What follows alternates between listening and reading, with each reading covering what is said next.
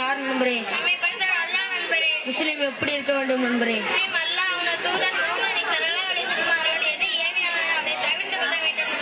இன்று முஸ்லிம்கள் நீங்க சொல்றதை போல் நடக்கின்றார்களா?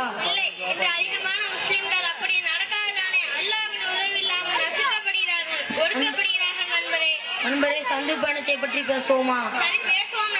சந்து பயணம் எங்கே இருந்து எங்கே போய் செல்லும்? சரி நண்பரே, எப்படி புறப்படுவோம், எப்ப போய் சேருவோம்?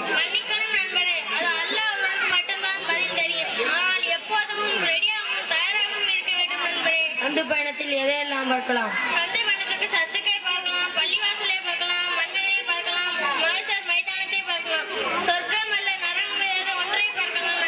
சந்து பயணத்தில் முன்பதிவு செய்யலாமா?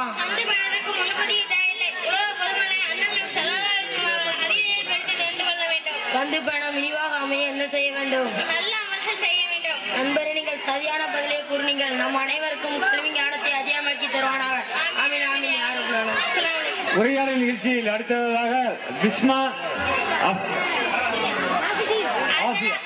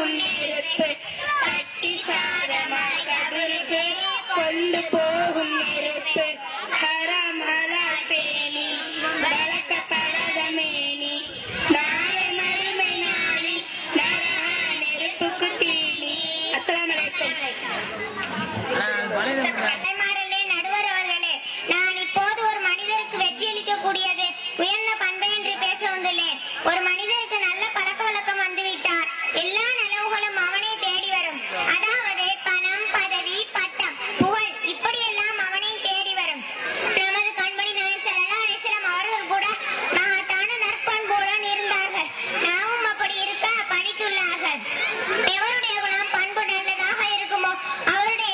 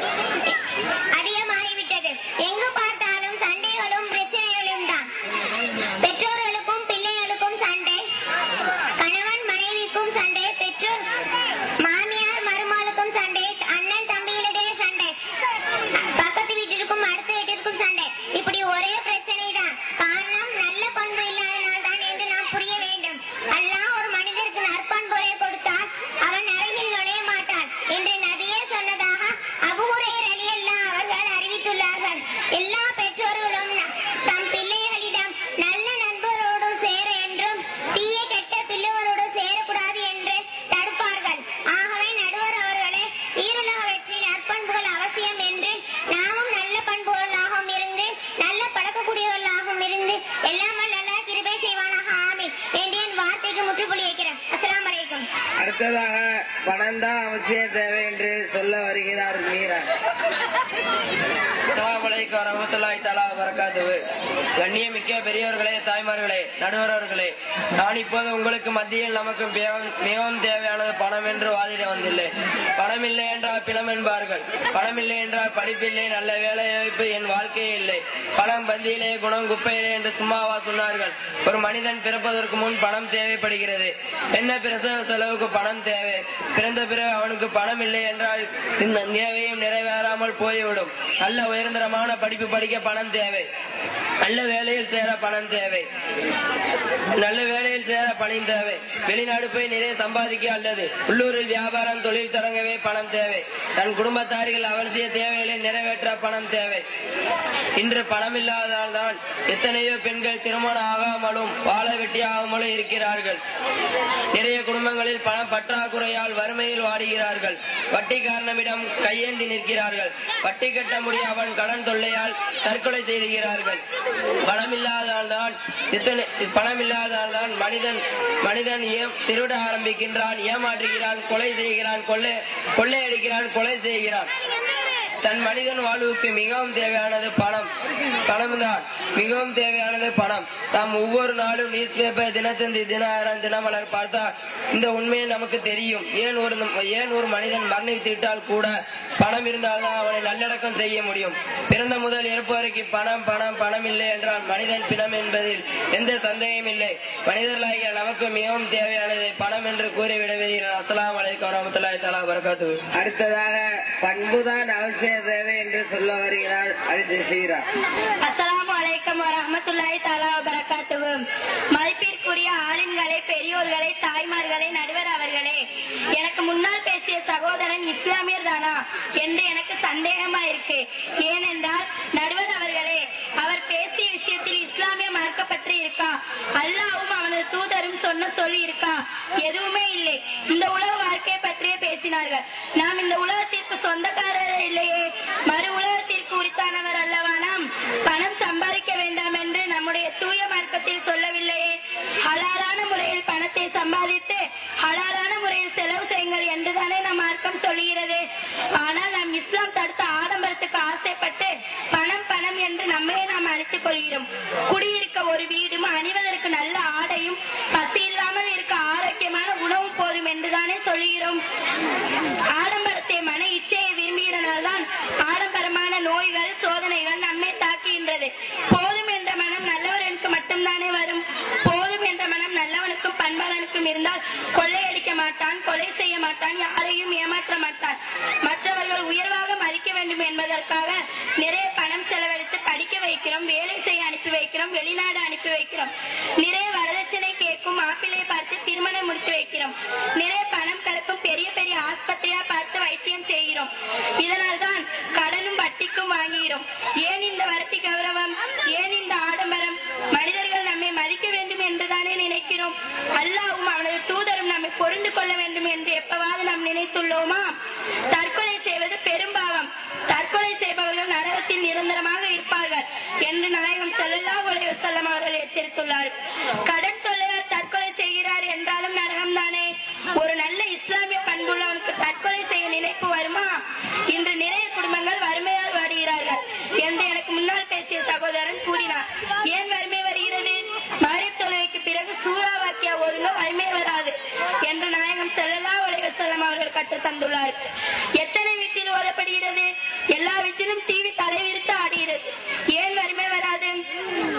எதையெல்லாம் செய்யக்கூடாதோ அதுவெல்லாம் தீய பண்புகள் என்று நம் மார்க்கம் சொல்கிறதோ அதைத்தான் நாங்கள் செய்வோம் என்று துணிந்து செய்கிறவர்களை அல்லாஹ்தான் காப்பாற்ற வேண்டும். எனவே இஸ்லாம் காட்டி தந்த நற்பண்புகளை நாம் ஒவ்வொருவரும் பின்பற்ற வேண்டும். அந்த நற்பண்பு இருந்தால்தான் வாழ்வில் வெற்றி அடைய முடியும் என்று கூறி நிறைவு செய்கிறேன். அஸ்ஸலாமு அலைக்கும்.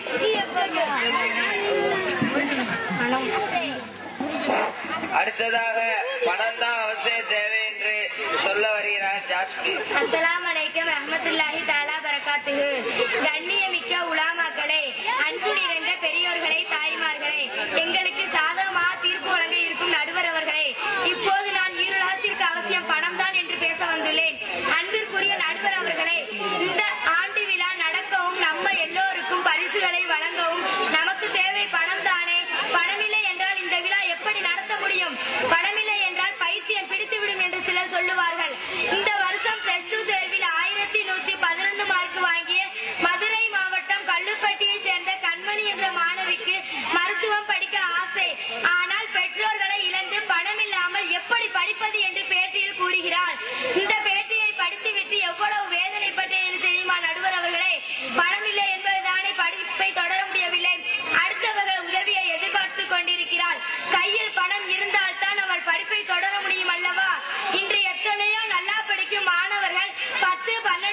படித்துவிட்டு மேற்படிப்பு படிக்க வசதி இல்லாமல்